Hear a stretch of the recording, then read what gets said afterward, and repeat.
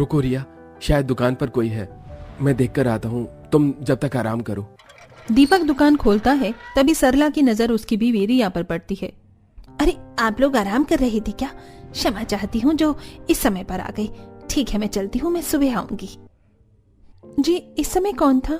मुझे बिल्कुल भी अच्छा नहीं लग रहा है ऐसे यहाँ पर दुकान में सोना। ये बहू दुकान में इस तरह से अपने पति के साथ क्यों सो रही थी और इस तरह से कस्टमर सरला उसको क्यों घूर रही थी? यहाँ पर क्या चल रहा था? आइए जानने के लिए कहानी में थोड़ा पीछे चलते हैं। माँ, आपको मेरे लिए कोई और रिश्ता नहीं मिला क्या जो आपने मेरे लिए वो दुकानदार का रिश्ता ढूंढ लिया? तू खामखा ही चिंता कर रही है। तुझे पता भी है कितनी बड़ी दुकान है उसकी, बहुत आमदनी होती है वहां पर। तुझे खाने पीने की कोई दिक्कत नहीं होगी। मालती अपनी बेटी रिया की बात नहीं सुनती और दुकान के लालच में अपनी बेटी की शादी दीपक नाम के एक बड़े दुकानदार वाले से करवा देती है।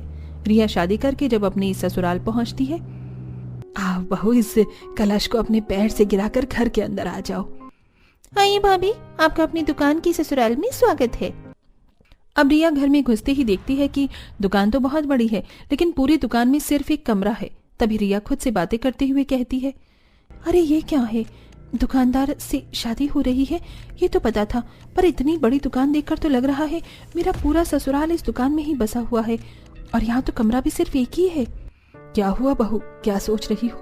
इधर आओ, मेरे साथ चलो, आराम कर लो।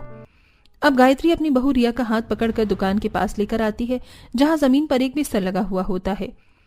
ये देखो, यहाँ मैंने तेरा और दीपक का बिस्तर लगा दिया है, तुम दोनों यहाँ आराम कर लो और मैं और मेरी बेटी और उसके पिताजी उस कमरे में आराम कर रहे हैं।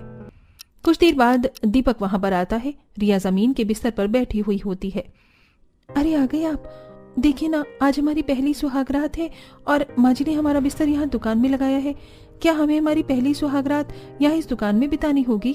हाँ रिया, हमारी आज पहली सुहागरात इस दुकान में ही मनेगी और तुम चिंता मत करो, आधे से ज्यादा चीज तो हमारी दुकान में ही होती है, तुम घबराओ मत। दीपक और रिया दुकान में अपनी पहली सुहागरात मना रहे होते हैं कि तभी दुकान पर एक कस्टमर की दस्तक होती है।